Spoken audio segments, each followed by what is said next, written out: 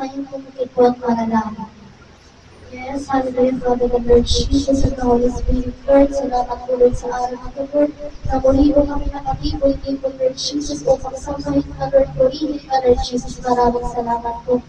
Lord, salamat po Lord sa araw-araw na binibigay niyo pong kalakasan sa amin, Lord Jesus, sa blessings, Lord, na binibigay niyo po.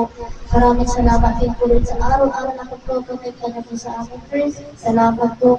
Lord, muli po kami ng kapatawaran, Lord, sa lahat ng kasalanan na nagagawa namin, Lord Jesus, Lord. Linisin niyo po kami mula ulo at kalapakang, Lord. Linisin niyo po ang pusong isipan namin, Lord Jesus, Lord.